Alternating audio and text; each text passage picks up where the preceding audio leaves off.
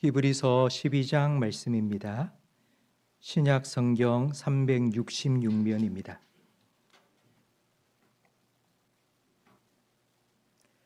히브리서 12장 1절과 2절 두 절 말씀이니 우리 다 한 목소리로 함께 읽겠습니다. 이러므로 우리에게 구름같이 둘러싼 허다한 증인들이 있으니 모든 무거운 것과 얽매이기 쉬운 죄를 벗어버리고 인내로서 우리 앞에 당한 경주를 하며 믿음의 주요 또 온전하게 하시는 이인 예수를 바라보자. 그는 그 앞에 있는 기쁨을 위하여 십자가를 참으사 부끄러움을 게을치 아니하시더니 하나님 보좌 우편에 앉으셨느니라. 아멘. 오늘 2시에 예배를 드리니까 좀 색다른 것 같습니다. 대구 국제 마라톤 때문에 교통 통제가 있어서 2시에 예배를 드리게 되었습니다. 우리 찬양대도 서지 못했는데요. 찬양대도 일찍 와서 연습을 할 수가 없었기 때문에 오늘 찬양대도 서지 못했습니다. 대구 국제 마라톤 대회는 우리 국내에 열리는 마라톤 대회 중에서 최고 규모의 대회라고 합니다. 세계 최고 수준의 대회인 보스턴 마라톤 대회는 아마 여러분 들어서 아실 겁니다. 보스턴 마라톤 대회보다도 대구 국제 마라톤 대회의 우승 상금이 훨씬 많습니다. 그래서 이번 대회에는 2분 3초 기록을 가진 세계 최정상급 선수 8명을 포함해서 전 세계 40여 개국에서 4만 130명이나 되는 선수들이 오늘 동참을 해서 달렸다고 합니다. 이처럼 많은 사람들이 한 결승점을 향하여서 달려가는 모습을 보면서 우리 성도님들이 신앙생활을 하는 것이 바로 이 마라톤과 같다는 생각을 해보았습니다. 우리는 예수 믿고 구원받은 즉시 천국 가는 것이 아닙니다. 예수를 믿고 구원받은 후에도 계속해서 이 땅을 살아가고 있습니다. 천국 갈 그날까지 믿음으로 살아가는 것을 신앙생활이라고 합니다. 오늘 대구에서 열린 국제 마라톤 대회처럼 우리 신앙도 완주해야 될 마라톤과 같습니다. 이 신앙의 마라톤에서 뒤처지지 않고 낙오되지 않고 완주할 수 있는 방법이 무엇인지 오늘 본문 히브리서 12장 1절과 2절은 우리에게 가르쳐 줍니다. 우리 1절 말씀을 다시 한번 화면을 보며 읽겠습니다. 이러므로 우리에게 구름같이 둘러싼 허다한 증인들이 있으니 모든 무거운 것과 얽매이기 쉬운 죄를 벗어버리고 인내로서 우리 앞에 당한 경주를 하며 육상이나 수영 그리고 동계 스포츠인 스케이트 선수들 그런 경기할 때 보면 우리가 보기에 좀 민망하다 싶을 정도로 몸에 딱 맞는 옷을 입었는데 그 이유는 바람의 저항을 줄여서 기록을 0.01초라도 단축시키기 위해서입니다. 마라톤 선수들도 마찬가지입니다. 몸에 딱 붙는 옷을 입습니다. 달릴 때 조금이라도 거추장스러운 것이나 또 방해가 되는 것이 있다면 정말 하나도 남기지 아니하고 다 제거합니다. 제거해야 할 것들 중에 가장 중요한 것, 그러면서도 제거하기가 가장 힘든 것 무엇일까요? 그건 바로 자기 몸무게입니다. 자기 몸무게입니다. 혹시 마라톤 풀코스를 뛰어보신 분 계십니까? 저도 감히 엄두를 내지 못해서 한 적이 없습니다. 마라톤은 조깅처럼 뛸 수가 없습니다. 한번 뛰어봐야지 마음만 가지고는 절대로 완주할 수 없습니다. 오랜 시간 준비하지 않으면 풀코스를 절대로 뛸 수가 없습니다. 아무리 체력이 좋은 사람이라도 아무리 컨디션이 좋다 해도 달릴 수가 없습니다. 그 이유는 42.195km를 3시간 동안 달려야 되는데 한 발 한 발 내디딜 때마다 무릎과 발목 관절에 가해지는 충격은 자기 몸무게의 2배에서 4배까지나 된다고 합니다. 풀코스를 완주하기 위해서는 4만 보를 뛰어야 합니다. 이 말은 자기 몸무게의 2배에서 4배 되는 충격을 4만 번이나 계속하여 발목과 무릎에 받는다는 뜻입니다. 그러면 무릎 관절, 발목 관절이 성할 수가 없습니다. 그래서 마라톤 선수들 보면 몸이 전부 다 날씬합니다. 단거리 선수들과 마라톤 선수들을 비교해 보면요. 단거리 선수들은 몸이 아주 좋습니다. 근육이 울끈 불끈 근육질의 몸을 가집니다. 왜냐하면 아주 순간적으로 폭발적인 힘을 내서 10초, 20초 만에 결승점을 통과해야 되기 때문입니다. 그래서 근육이 아주 발달되어 있습니다. 이에 반해서 마라톤 선수들은 저래가지고 1시간이라도 뛰겠나 싶을 정도로 몸이 아주 야리야리합니다. 마라톤 선수들은 다 그렇습니다. 왜냐하면 몸무게가 무거우면 자기 몸무게 때문에 관절이 다 나가기 때문입니다. 그래서 오랫동안 꾸준히 달리고 또 달리면서 체내의 지방과 군살을 제거해야지만이 가벼운 몸으로 끝까지 달릴 수 있습니다.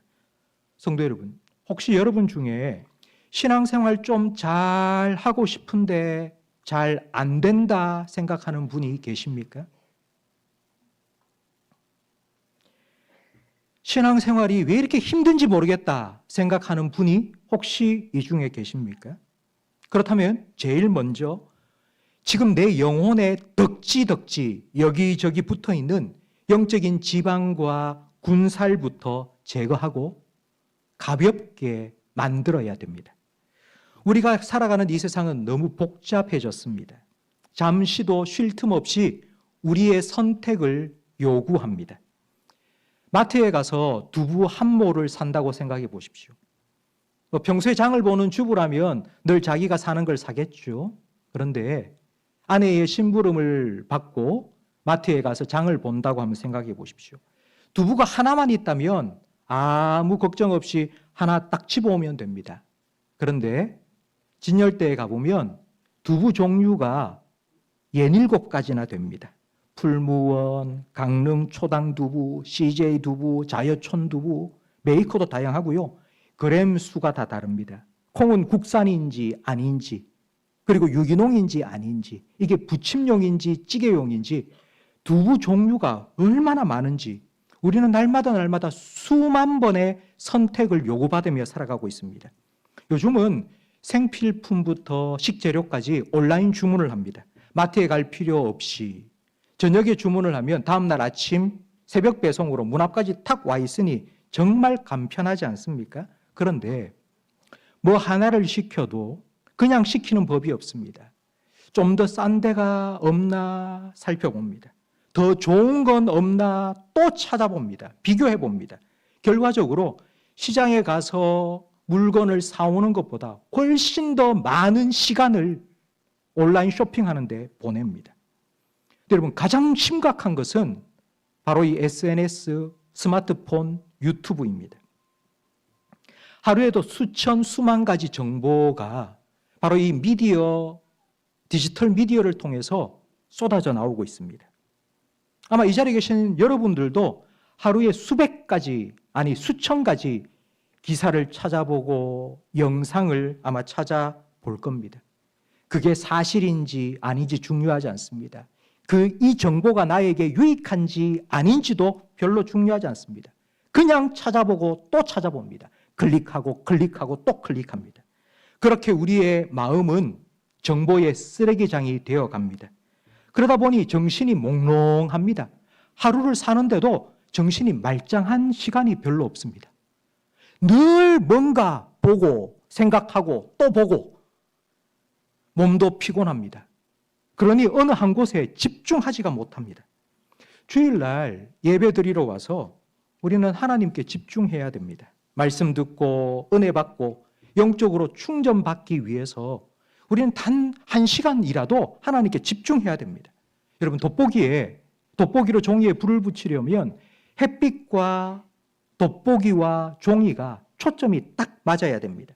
하나님과 나, 하나님의 말씀과 내 영혼의 초점이 맞아야지 우리 영혼에 은혜의 불이 붙습니다. 그런데 예배를 드리는데 자꾸 분산이 되는 거예요. 가스불은 끄고 왔나 생각이 되고, 내가 문은 잠그고 왔나, 마치고 나면 오늘 집에 가서 뭐 해야 되는데, 내일 출근하면 뭐 해야 되는데, 이런 생각이 계속하여서 우리 마음속을 맴도는 것입니다. 이런 생각으로 마음이 분산되면 집중할 수가 없습니다. 이렇게 예배를 마치고 집에 가면 하루 이틀도 되지 않아서 우리의 영혼이 방전되어 버립니다. 성도 여러분, 신앙의 마라톤을 완주하기 위해서는 바로 이런 우리의 영혼을 분주하게 만들고 복잡하게 만들고 우리의 마음과 생각을 흐트러 버리는 것들, 이 무거운 것들과 복잡한 것들을 벗어버리고 가볍게 만들어야 합니다. 기도할 때, 말씀을 읽을 때, 예배 드릴 때, 말씀을 들을 때 여러분의 생각을 분산시키는 것이 어떤 것이 있습니까? 여러분의 마음을 빼앗아 가버리는 것이 혹시 있지 않습니까? 계속하여서 전화기 진동이 윙 울리지 않습니까? 성경을 읽으면서도 카톡 계속하여 거기에 신경을 쓰고 있지 않습니까? 우리 교회에서는 고난주간이 되면 일주일 동안은 미디어 금식을 선포할 때가 있습니다. 성도 여러분, 잠시 꺼두셔도 됩니다. 1시간 동안 우리가 확인하지 않아도 이스라엘을 지키시고 보호하시는 하나님, 졸지도 주무시지도 아니하시는 하나님께서 그 1시간 동안 여러분의 삶을 지키시고 보호하시고 인도해 주실 겁니다. 무거운 것과 함께 얼매이기 쉬운 죄를 벗어버리라고 말씀합니다. 이 얼매이기 쉽다는 이 말의 의미는 한번 빠지면 그 빠져나오기 힘든 이라는 뜻입니다. 그러니까 얼매이기 쉬운 죄는요, 한번 딱 얼매여서 빠져나오기가 너무 힘든 죄입니다.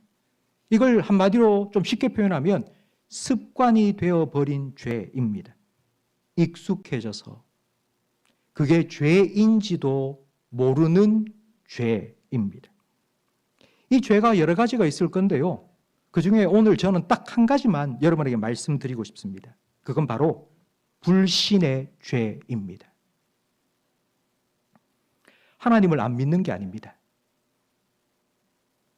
하나님을 안 믿는 건 아닙니다. 하나님은 다 믿습니다. 그런데 그 믿음으로 살지 않습니다. 하나님이 계신다는 건 분명히 믿는데 그 믿음으로 살지 않습니다. 하나님 말씀을 들으면서도 그건 그때나 그랬고 지금도 그럴 리가 있겠습니까? 라고 생각하는 것이 불신입니다. 기도를 하면서도 기도한다고 다 되나? 이런 생각이 바로 불신입니다. 지금 우리는 달에도 가고요, 우리 몸속도 다 들여다봅니다. 이렇게 과학 발전된 시대인데도 우리가 볼 수 없는 한 가지가 있습니다. 그건 바로 내일입니다. 우리는 한 치 앞도 내다볼 수 없는 세상을 살아가고 있습니다. 그러니 마치 지뢰밭을 걷는 것처럼 불안 속에서 살아갑니다. 이런 불안을 조금 더 떨쳐보기 위해서 사람들은 무언가를 믿고 의지합니다. 우리는 신자라고 하고 교회를 안 다니는 사람들을 불신자라고 말하는데, 불신자라고 해서 아무것도 안 믿는 사람이라는 뜻이 결코 아닙니다. 불신자들도 믿는 것이 있습니다. 하나님 말고 다른 것을 믿습니다. 어떤 사람은 자기의 모아놓은 재산을 믿고, 또 어떤 사람은 자기 친구를 믿고, 또 어떤 사람은 오늘의 운세를 믿고 살아갑니다. 그럼 우리는요? 우리는 하나님을 믿고 하나님의 말씀을 믿고 살아갑니다. 발바닥 밟는 곳 다 너에게 주리라 하신 말씀을 믿고 가나안 땅을 밟아야 됩니다. 물 위를 걸어오시는 예수님께서 내게로 오라 하신 그 말씀을 믿고 배에서 나와 물 위로 발을 디뎌야 합니다. 여러분, 만약 이 말씀을 믿지 못한다면 우리는 앞으로 나아갈 수가 없습니다. 늘 제자리 걸음만 할 수밖에 없습니다. 주저주저 하다가 그 자리에 주저앉아 버립니다. 마라톤은 앞으로 달려가는 것입니다. 불신은 앞으로 달려가지 못하도록 계속하여 우리를 얽어매고 있는 죄입니다. 불신앙의 죄는 불순종의 죄를 반드시 낳습니다. 믿어야 가나안에 들어갈 수 있고 믿어야 물에 발을 내디딜 수 있습니다. 안 믿으면 순종도 안 합니다. 가라 했는데 가지 않는 것이 불순종입니다. 불순종은 우리를 하나님께로부터 점점 멀어지게 만듭니다.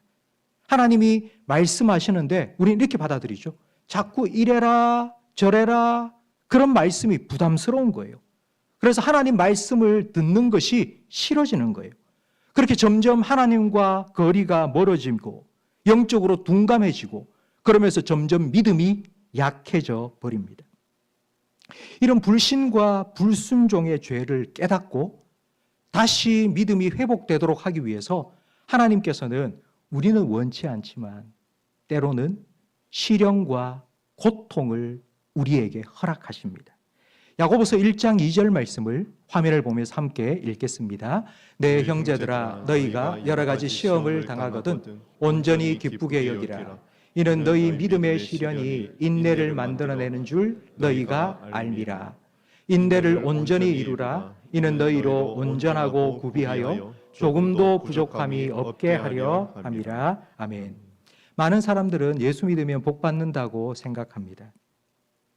이들이 생각하는 복이란 지금 나에게 있는 문제가 다 해결되고 아무 걱정, 근심, 어려움 없이 만사 형통의 삶을 살아가는 것입니다. 그런데 성경은 그런 생각이 틀렸다고 말씀합니다. 야고보서 1장 2절 말씀처럼 예수 믿는 우리에게도 시험과 시련과 아픔과 고통이 있습니다. 왜냐하면 그 시련과 고통을 통해 우리의 믿음이 자라기 때문입니다. 하나님을 향한 우리 믿음이 견고해지기 위해서는 하나님 말고 다른 것을 믿고 의지하던 것, 그런 것들이 헛된 것이라는 것을 깨닫는 아픔이 있어야 합니다. 내가 어떻게 할 수 없는 힘들고 어려운 문제를 만나야지 하나님을 의지하게 됩니다. 살 소망까지 끊어질 정도의 고통을 겪어야지 오직 죽은 자도 살리시는 하나님만 의지하게 됩니다. 혹시 여러분, 오늘 예배드리러 나온 여러분 중에 지금 너무나도 힘든 시련과 고통을 통과하고 있는 분이 계십니까? 그렇다면 여러분 이렇게 한번 기대하십시오. 하나님께서 이 과정을 통과해 나가면서 나를 어떻게 변화시킬 것인지, 내 믿음을 얼마나 더 자라게 하실 것인지 여러분 기대하십시오.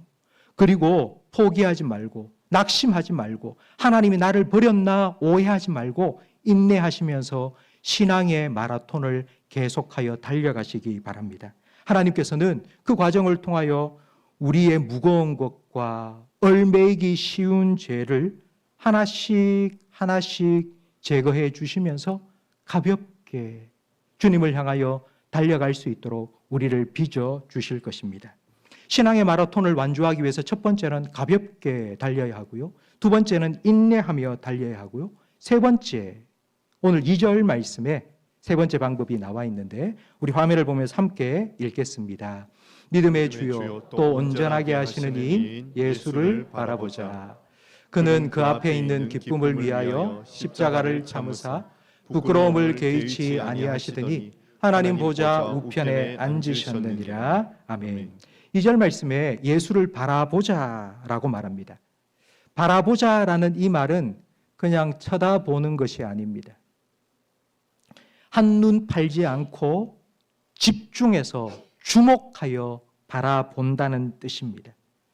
하나만 여기저기 기웃기웃하는 것이 아니라 딱 하나를 정하여서 그 목표를 바라보고 그 목표를 향하여 달려간다는 의미입니다.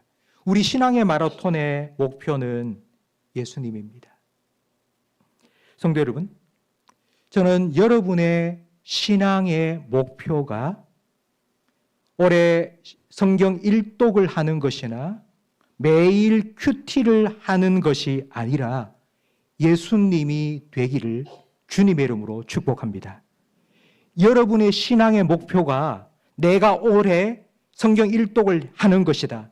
내가 올해는 일주일에 한 번이라도 큐티를 하는 것이다. 여러분 이런 것이 아니고 내가 올해는 예수님을 더 알아가고 예수님을 더 닮아가고 예수님을 더 사랑하고 예수님을 더 가까이 하는 것이 되기를 예수님의 이름으로 축복합니다.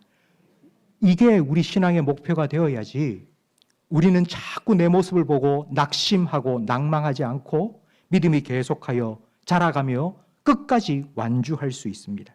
마라톤을 뛰다 보면 아무리 프로 선수라 할지라도 최소 2번 이상의 이제는 더 이상 내가 한 발자국도 내디딜 수 없을 것 같다는 사점, 데드 포인트를 만나게 됩니다. 마라톤 선수들은 이런 육체의 한계를 경험하는 순간 이런 생각을 합니다. 내가 결승점을 통과하고 시상대 위에 올라서 금메달을 목에 다 걸게 될 거다. 이런 상상을 하면서 다시 힘을 내어서 정신력으로 육체의 한계를 극복하여 다시 달려간다고 합니다. 힘들지만 참고 견디며 끝까지 달려갈 수 있는 힘은 바로 목표가 분명하기 때문에 생기는 것입니다. 우리의 목표는 믿음의 주요, 우리의 믿음을 온전하게 만들어주시는 바로 예수님입니다. 그 예수님을 바라보고 예수님께로 달려가야 합니다. 저는 여러분이 이 신앙의 마라톤을 처음 시작했을 때를 한번 돌아보시기를 바랍니다. 신앙의 마라톤 출발점에 섰을 그때, 지금부터 20년 전인 분도 계실 거고요, 50년 전인 분도 계실 거고요, 한 80년 전인 분도 계실 겁니다. 그때는 어떤 마음이셨습니까? 의욕이 있으셨죠. 그래! 끝까지 완주해야지. 다짐하면서 아마 힘차게 출발을 하셨을 것입니다. 아마 신앙생활을 해 오신 분들, 여러분 거의 대부분 다 아마 이런 때가 있으셨을 겁니다. 신앙생활에 꽃길을 걸었을 때, 정말 왕년에 내가 정말 믿음 좋았지, 그런 시절이 다 있으셨을 것입니다. 기도도 많이 하고요, 그리고 은혜도 많이 받았던 순간들이, 그 시절들이 아마 여러분에게는 다 있으셨을 것입니다. 근데 지금은 어떠세요? 지금은 출발한 지가 벌써 50년, 60년 지나면서 나이도 들고 몸도 아프고, 그래서 점점점 힘이 들어서 마치 마라톤을 시작할 때보다 1시간, 2시간 달리면서 점점 지치고 힘들어지는 것처럼, 아휴, 나 힘들다. 혹시 이렇게 생각되지는 않습니까? 그렇다면 바로 이때 우리는 예수님을 바라보아야 합니다. 성도 여러분, 이때 믿음의 주여, 우리의 믿음을 온전케 하시는 예수님을 바라보아야 합니다. 그 예수님은 십자가의 부끄러움을 참으신 예수님입니다. 수많은 기적과 능력을 행하신 예수님이 아니라 십자가에 달리셔서 그 십자가의 수치와 고통을 참으신 예수님을 바라보아야 합니다. 아무것도 할 수 없는 그 상황에서 내 영혼 아버지께 부탁드립니다 라고 기도하신 그 예수님을, 그리고 그 예수님의 기도에 응답하셔서 예수님을 다시 부활시키시고 하나님 보좌 우편에 앉으신 하나님을 바라보아야 합니다. 혹시 오늘 예배하는 성도님들 중에 신앙생활이 점점 힘들어지고, 그래서 내가 이 끝까지 완주할 수 있을지 모르겠다, 혹시라도 내가 신앙의 마라톤 중간에서 포기하면 어떻게 되지? 이런 두려움이 있는 분들이 계십니까? 그렇다면 여러분, 나를 보지 말고, 자기 자신을 바라보지 말고 예수님을 바라보시기를 바랍니다. 믿음이 흔들리는 건 예수님을 바라보던 시선이 흔들리기 때문입니다. 예수님이 아니라 나를 바라보고 다른 사람들을 자꾸 바라보니까 우리의 믿음이 흔들립니다. 그럴 때에 부는 바람을 보고 이는 풍랑을 보고 물속에 빠져들어간 베드로처럼 우리도 과연 내가 이 믿음 끝까지 잘 지킬 수 있을까? 내가 이러다가 천국 갈 수 있을까? 이런 걱정과 염려 속에 빠져 들어가게 됩니다. 혹시 내가 이러다가 정말 천국 갈 수 있을까? 내가 이러다가 진짜 믿음 잘 지킬 수 있을까? 이 신앙의 마라톤 끝까지 완주할 수 있을까? 이렇게 걱정되시는 분이 계신다면 우리의 믿음의 주가 되시고 우리에게 믿음을 주신 그 예수님 바라보시고 주신 그 믿음을 온전하게 만들어주시는 예수님을 끝까지 바라볼 수 있기를 주님의 이름으로 축복합니다. 물에 빠져들어가는 베드로를 향하여서 즉시 손을 내밀어 건져주신 예수님께서 우리의 부족함을 주님의 능력으로 채워주실 거고요. 우리의 연약함을 주님의 은혜로 덮어주실 것입니다. 1절 말씀처럼 우리에게는 우리보다 앞서 이 신앙의 마라톤을 완주한 수많은 증인들이 있습니다. 그들은 우리보다도 더 힘든 신앙의 마라톤을 달려갔습니다. 박해를 당하기도 했고요. 정말 삶에 힘들고 어려운 수많은 문제들을 통과해 나간 분들입니다. 그런데 그들은 낙오하지 않았습니다. 그들은 포기하지 않았습니다. 끝까지 완주했습니다. 그런 믿음의 선배들이 우리에게는 너무나도 많이 있습니다. 그들이 달려간 그 길을 우리는 여전히 지금도 달려가고 있습니다. 그들과 함께 하신 예수님께서 그들을 끝까지 달려가도록 옆에서 붙잡아 주시고 함께 해주셨던 예수님께서 우리와 함께 하셔서 우리도 끝까지 완주할 수 있도록 도와주실 것입니다. 우리의 시선을 분산시키고 우리의 영혼을 혼란시키며 우리의 생각을 흩어버리는 그런 무거운 것들, 분주 복잡한 것들을 여러분 벗어버리고요. 그리고 우리가 앞으로 달려가지 못하도록 우리를 계속하여서 얽매고 있는 무거운 죄, 우리가 죄라고 여기지도 못하였던 그 불신앙의 죄도 벗어버리고요. 우리의 목표, 우리의 결승점, 그리고 우리를 부르신 그 예수님을 향하여서 예수님만 주목하면서 그 예수님께로 더 힘차게 달려갈 수 있기를 간절히 바랍니다. 우리는 우리의 힘으로 완주할 수 없습니다. 예수님의 은혜로, 예수님의 능력으로 우리는 끝까지 완주할 것입니다. 성도 여러분, 나 혼자 달리는 것이 아닙니다.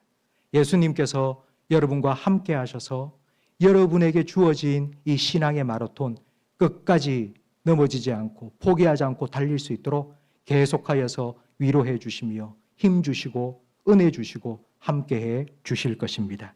그 예수님과 함께 우리에게 주어진 신앙의 마라톤 끝까지 완주할 수 있는 저와 여러분이 되기를 주님의 이름으로 축원합니다. 주님 앞에 섰을 때에 주님께서 이렇게 칭찬해 주실 겁니다. 잘했다. 정말 잘했다. 잘 달려왔다. 그렇게 주님 품 안에 안겨서 우리 모든 성도님들께서 내가 잘한 게 아니고요.